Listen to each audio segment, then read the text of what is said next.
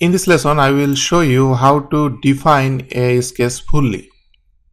Before I do that, let's say if I create a line, this line is blue now.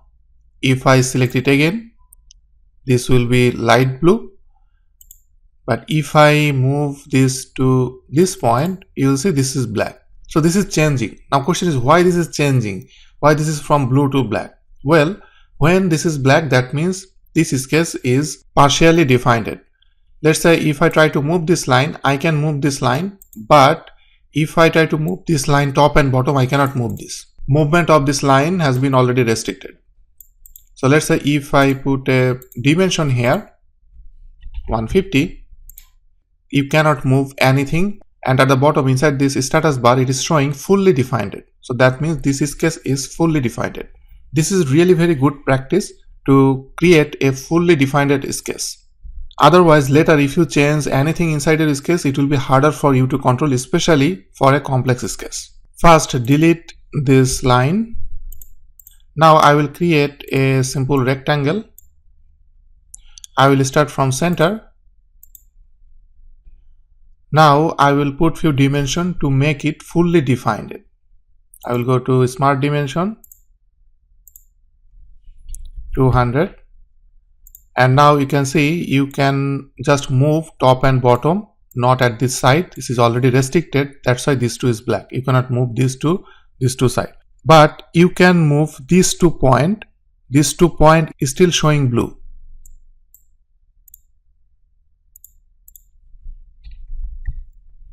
And here if I see, this is fully defined. Let's do few more example. Let's say I want to fully define this. Now here we can see we can move this point, not this line, to any side. So in that case I have to put few dimension. I will put from here to here. Before I put this dimension, I want to make this horizontal, so I will select it, make horizontal. I put just horizontal geometric relation. Now I will put dimension on this line 180. Then to this side I have to put the dimension, so I can move this point. So I will put dimension between these two lines 100. After putting this 2 dimension, let's say I don't know where to put the dimension. In that case, best way is move any point or line which is blue. Let's say this line is blue, so if I move it, I can see, oh okay, so I have to put the dimension here or here. Or if I want, I can move this point also. I can see that okay, I have to restrict the motion of this point. So now I will put dimension here, which is 100. Now you can see this point is also black, that means you cannot move this point. Now I can move this. I can put one dimension here, or if I want I can put some angle here. And then at the bottom we can see this is fully defined.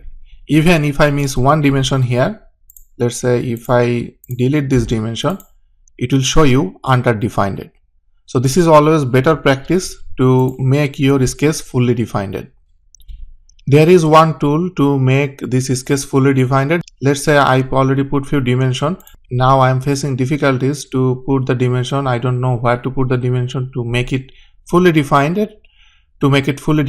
This is really very simple sketch, so this is very easy to understand. Here I have to put the dimension, but for a very complex sketch sometimes this is harder to understand.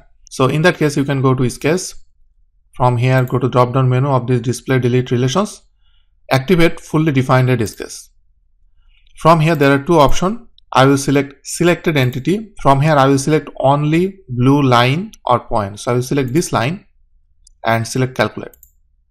It will put 1 dimension automatically and it will make this full sketch fully defined. So this is how we can also define your sketch, but I will say don't try to do it because sometimes you will find really very tough to find out why they put dimension like this way. Sometimes this is really very hard. Let's say this is my sketch, and if I go to fully defined sketch, all entities, then calculate, then OK. Now you can see the way this is putting the dimension.